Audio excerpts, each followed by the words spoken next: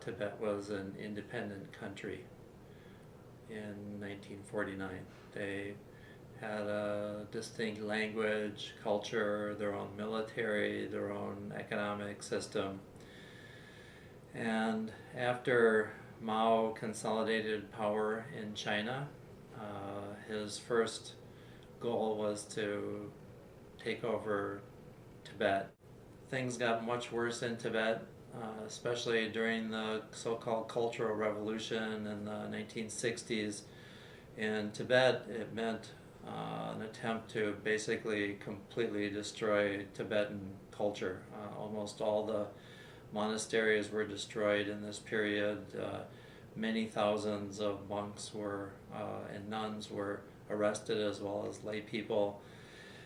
About 1.4 million people have died in Tibet since 1949. Sometimes people ask, why was Mao so interested in occupying Tibet? And I think a couple of reasons. One was for military reasons, that Tibet is up on a high plateau, and so it overlooks all the countries surrounding it: India, Bangladesh, Pakistan.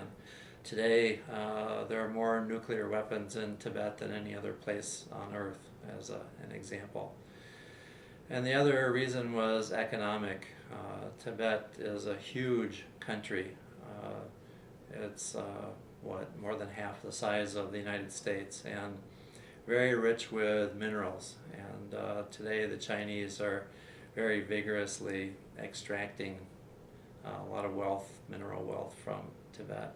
The educational system is completely Chinese. It's illegal to speak Tibetan in the schools in Tibet.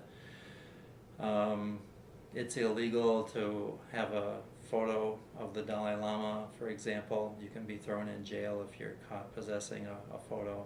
There's a nun in Dharamsala who spent 30 years in jail because she was caught with a photo of the Dalai Lama. She was tortured every week. And in some ways, things have gotten worse in the last few years because the Chinese have gained a lot of influence in Nepal, and the traditional route to escape from Tibet is through Nepal. Parents were born in Tibet, and they fled Tibet and came to India to seek refuge and stuff. And so I think I'm the only Tibetan here, so I feel kind of proud. So what we have now is global Tibetan culture. We have the original cultures in the plural in Tibet. We have a substantial population living in India, North India where the Dalai Lama lives, South India where the main monasteries were relocated. And then populations all over the world, in Australia, Switzerland, and the United States, especially Minnesota. There are about 2,500 Tibetans who live in the Twin Cities.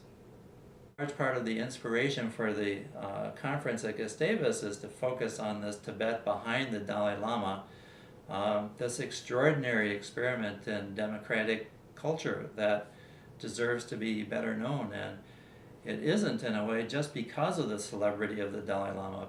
People think if I look at the Dalai Lama, if I go hear him when he comes to Minnesota, that's Tibetan culture.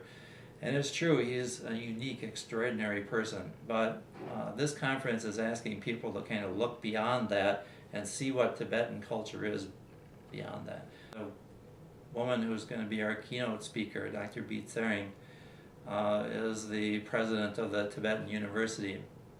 And that's a system that exists because of the Dalai Lama's work around the world. Really important for the community of Gustavus or St. Peter, anyone, is because this person, the speaker, is going to talk about her experience from coming all the way from Tibet, fleeing, and coming to India, seeking refuge and things like that, and what she is today.